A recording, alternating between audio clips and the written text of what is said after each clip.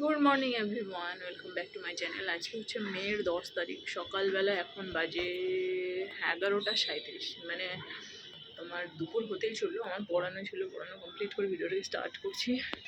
কালকে রাত্রে বেশ ঝড় বৃষ্টি হয়েছে।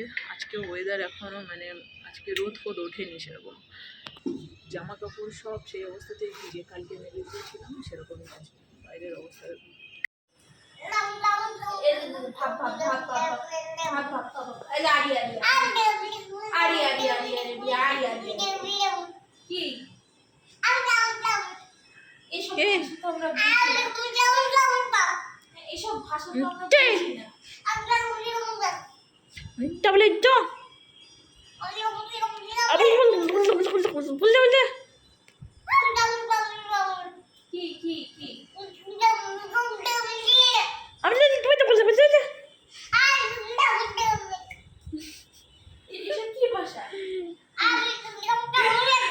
হ্যালো গাইস, আমাদের ঘরের নতুন গেস্ট দীপা।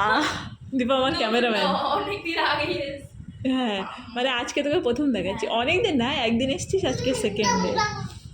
দীপাকে বলেছি তুই আমার ঘরে এসে থাকবি, আর আমার ক্যামেরাম্যান দীপা হচ্ছে আমার নতুন ক্যামেরাম্যান। আমার ক্যামেরা করে দেওয়ার লোক নেই, লোকে শুধু আমার মুখ দেখতে পাই, ফুল বডি দেখতেই পাই না। কেউ তো আমাকে ভিডিও করেই দেয় না, সারাদিন তো কেউ বাড়িতেই থাকে না, আমি তো একাই থাকি, আর ও তো পারবেও না করতে। দীপাকে আমি হায়ার করলাম। যাই হোক, এখন মুড়ি মাখা হবে সকালবেলা। এখন কটা বাজে? এখন 11:05 হয়েছে। দীপা এসছে মুড়ি মাখিয়ে। পুচকে চালের একটা রুটি করে দিয়েছিলাম, খেয়ে নিয়েছি। ও রুটি খেতে খুব পছন্দ করে। এই দীপু, চা খাস? কি দুধের চা না লিকার চা খাস?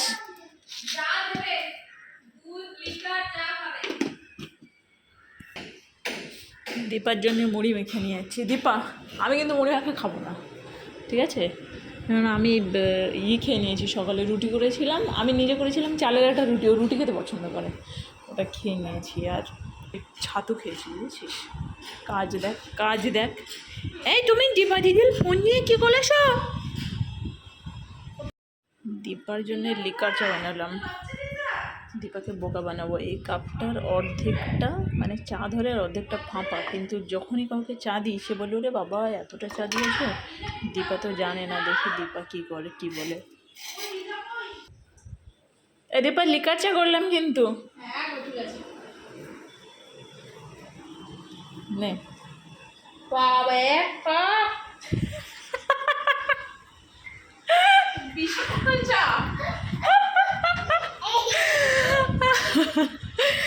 এই কাপে যখনই কাউকে চা দিই না, সে প্রথমেই এটাই বলে, ওরে বাপরে 1 কাপ, এতটা চা।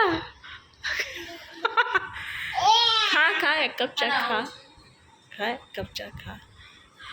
এবার ব্যাপারটা বুঝ। কে বুঝলি? এটা খাও। সবাই কেমন বোকা বানাই মাম্মা।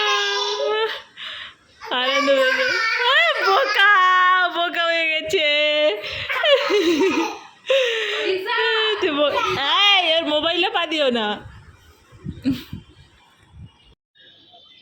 রোদ ওঠেনি, মেঘলা হয়ে আছে। আমি আজকে সাজিয়ে দেবো, ঠিক আছে?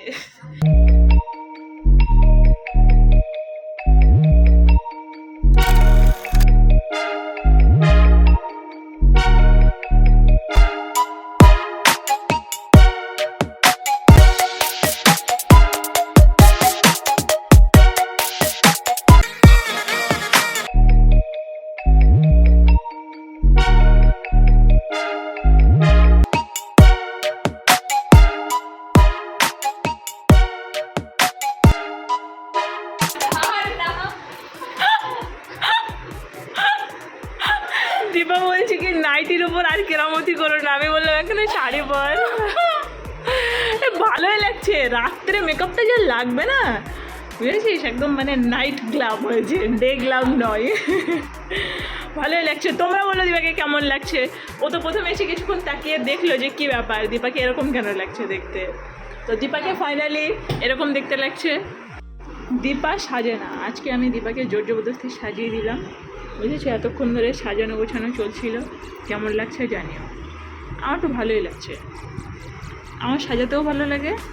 আর তুইও মাঝে মাঝে চলে আসবি, তোকে সাজাবো। কিন্তু ঘটনা হচ্ছে নাইটি পরে সেজেছে। ওই আসছে পিছন দিক দিয়ে, দেখ। ওদিকে ঘুরে গেল গো। না আমরা হাসছি তাই ওইও হাসছে, না বুঝে।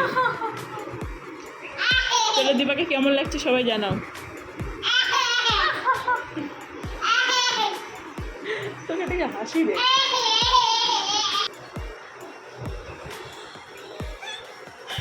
সবাই বলে দীপাকে কেমন লাগছে। যথেষ্ট ভালো লাগছে, যথেষ্ট ভালো লাগছে, সুন্দর লাগছে।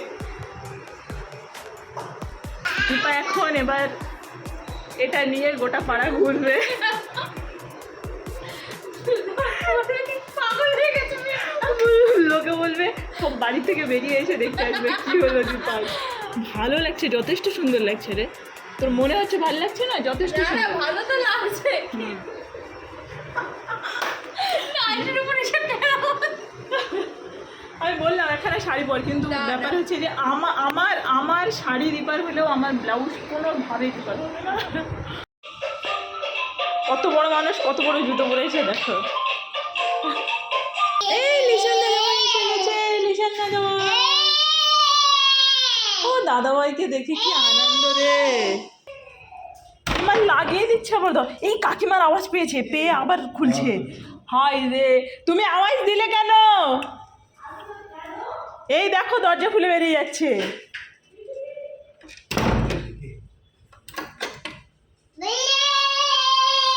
রিশানকে দেখেছি, রিশান এই ঘরে চলো। এ তোমার জুতো নিয়ে মাঝখানে চলে এসছে।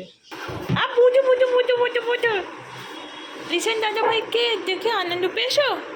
আরে সায়েন্সের একটা নতুন চ্যাপ্টার স্টার্ট হয়েছে। চলো চলো করি।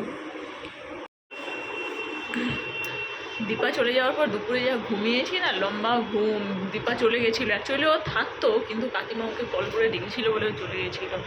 সেই সন্ধে পর্যন্ত ঘুমিয়ে উঠেছি, তারপরে শুধু রিশানকে পড়ানো ছিল, কিন্তু স্মরণ আবার পড়লো, স্মরণাকে পড়ালাম। তারপরে এখন 7:30 বাজে, রিশান এসছে, আমার রাত্রে ডিনারও হয়ে গেছে। আমি তাড়াতাড়ি করে ডিনার করে নিই।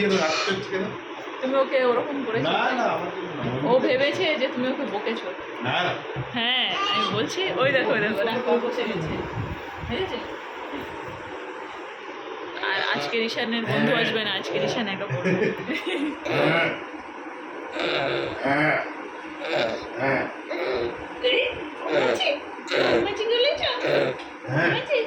আচ্ছা যাও যাও।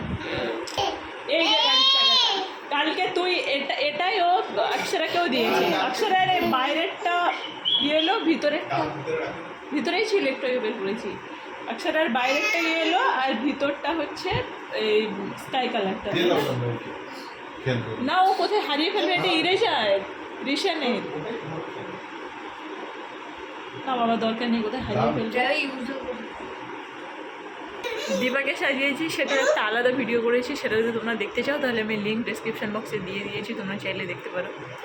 কিছুই না, এমনি সাজিয়েছিলাম। তো এখন রিশানকে পরিয়ে নিই, তারপরে কামিং ব্যাক। পুরো জায়গাটা দেখেছো, পুরো জামাটা ভিজিয়েছে, দেখেছো? রাগ দেখাচ্ছে। পানি খাও, পানি খাও। ভিজিয়েছে, পুরো গাটা ভিজিয়েছে। আজকে সারাদিন 3-4 বার এরকম ওকে জামা পাল্টে দিয়েছি আমি। আর একটা কাণ্ড কি করেছে দেখবে, পেন্সিল নিয়ে। আমরা ও হওয়ার আগের থেকেই আমরা টেনশনে ছিলাম যে বাড়িঘর হবে এটা খারাপ পেন্সিল না পেন? পেন্সিল দিয়ে রাবার দিয়ে হয়ে যাবে, রাবার দিয়ে হবে। তখন রাবার আমরা টেনশনে রাবার আছে না? থাকতাম। Good morning guys. তো কাল রাত্রে ভিডিওটাকে আর শেষ করা হয়নি, এখন বসে এডিট করছিলাম, করতে করতে দেখলাম যে ভিডিওটা শেষই হয়নি। এখন সকালবেলা কটা বাজে, 9টা বাজে। আমার হাজব্যান্ড অফিসে মাত্র বেরিয়ে গেল, ওকে টিফিন দিয়ে দিলাম। পুচকি খাচ্ছি রুটি, আমি বসে এখন এডিটিং করছিলাম। ভিডিওটাকে এডিট করে আপলোড করে এখন আবার ঘুমাবো। চলো বাই।